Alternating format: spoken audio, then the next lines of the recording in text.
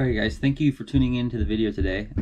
As you can probably tell by the title of the video, this isn't a good thing, but the other day I was doing some tuning and stuff, and I had finished the 91 tune for the new turbo setup and all that stuff, the new fuel system.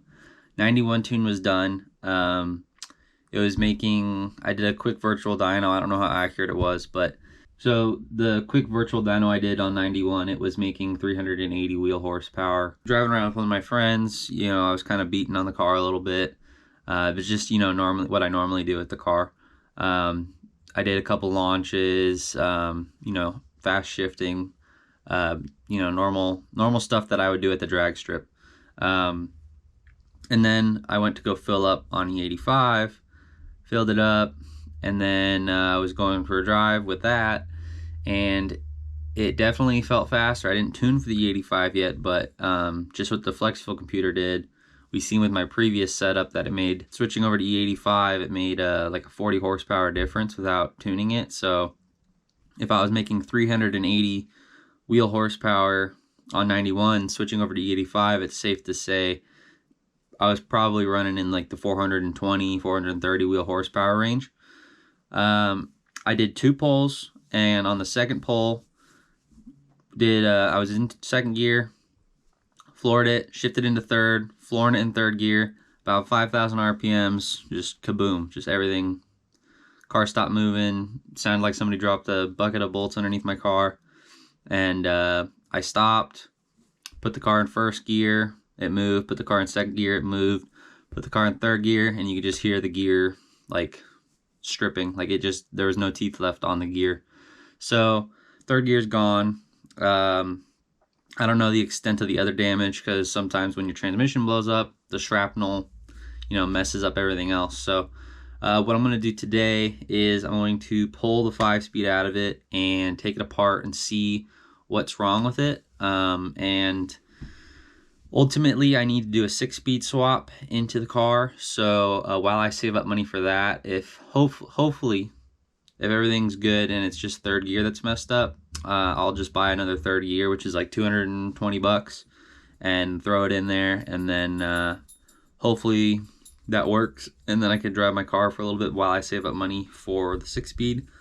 Obviously, I'm gonna have to be a little bit reserved on it and not turn up the power anymore until I get that 6-speed in there, because obviously it can't handle it. And if you've seen some of my other videos, I've been a big advocate for how strong the 5-speeds are, especially the Legacy GT ones. They're probably one of the stronger 5-speeds that you can get. And at the 320 horsepower mark, it was, I would say, reliable.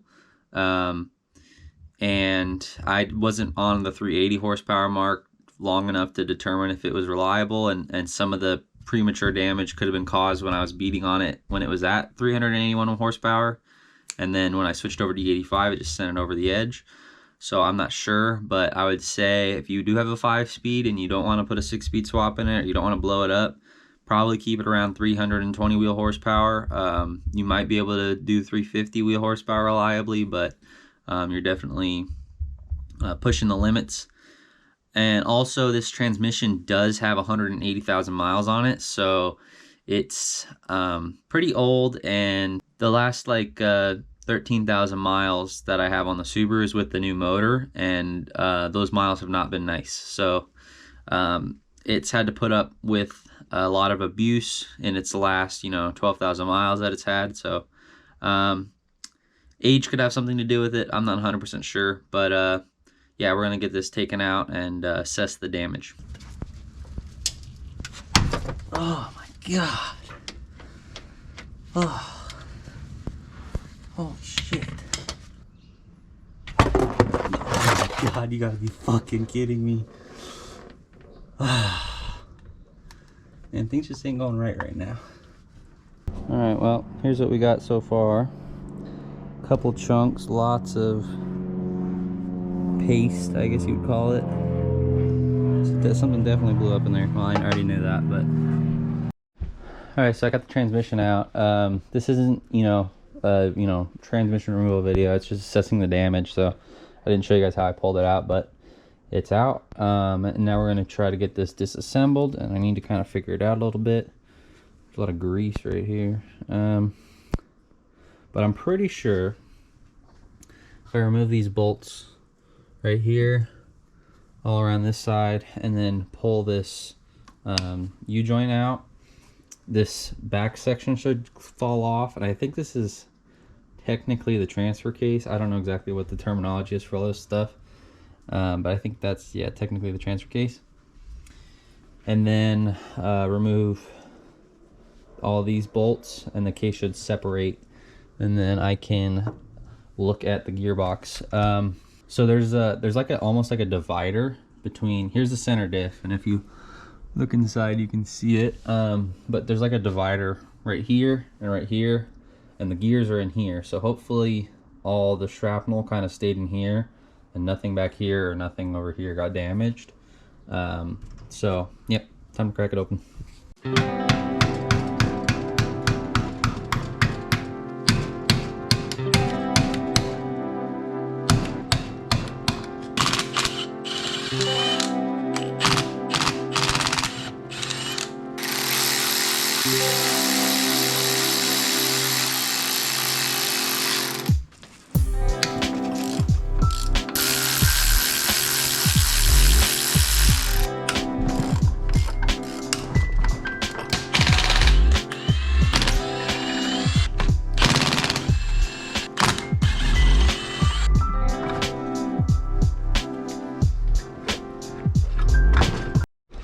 So taking off this so far, like I said, it's, you know, separated into sections. So fifth gear, which I think this is fifth gear. I'm pretty sure it's fifth gear.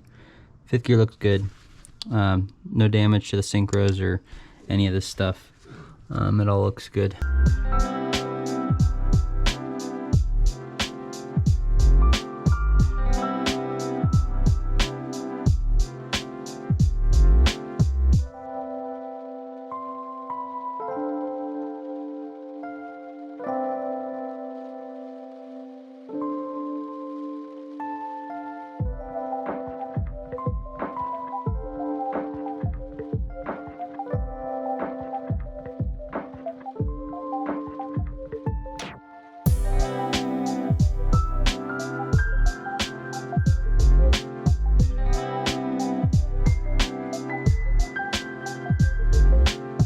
Alright, so I would say that this is properly fucked up. Oh my god, look at all that stuff in there.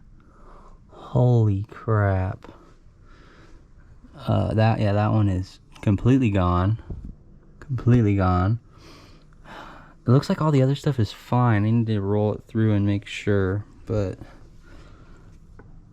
everything looks okay. So I might be able to get away with just replacing that gear.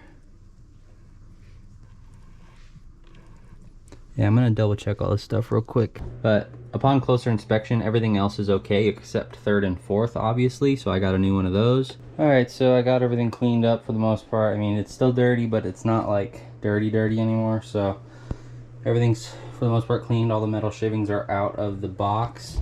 Yeah, so all the shavings are out of the box. So the stuff's ready to go back in. I got the gears out. I've started taking them apart. I'm gonna make the rebuild a separate video. This video will just be kind of assessing the damage and that sort of thing. So stay tuned for the 5MT rebuild video. It's either going to be a really popular video or a really bad video. So we'll have to find out, but depends on how many people are trying to rebuild their Subaru 5MTs. I bought a new third and fourth gear, which is down in that box. So that's going to replace this section right here.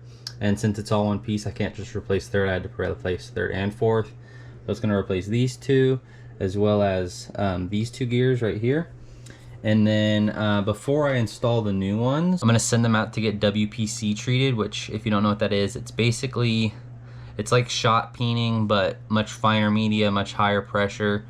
And it basically compresses the surface structure of the metal and makes it stronger and frictionless, which I'm not too worried about the frictionless thing, but I just want to do anything I can to make the part stronger. So I'm going to send it off to do that. It's not too crazy expensive. And then I'm also going to send out first and second gear while I'm at it. So first and second on the main shaft right here are, this is second and this is first. So the whole main shaft is going to get sent out to get WPC treated, and then these two gears right here are going to get sent out to be WPC treated. So hopefully that'll make these hold up long enough till I can get a 6-speed in this car. And that's pretty much all I can do at this point for the 5-speed to make it last, other than buying a stronger gear set, which is going to cost about as much as a 6-speed swap. So we're just trying to make this one last as long as we can until I can get the money saved up for a 6-speed. So hopefully with a little bit of added strength on the parts and a little bit of restraint on my part, we'll be able to make this transmission last until the 6-speed swap. And if I can't, then we're just gonna be doing this again. So if you enjoyed the video, please leave a like down below. If you have any questions, leave them down in the comments below. If you aren't subscribed, please consider subscribing. If you know somebody who might like this video, please share it with them. Make sure to stay tuned for the 5MT rebuild video coming up after this one. As always, thanks for watching. I'll see you on the next one. Peace.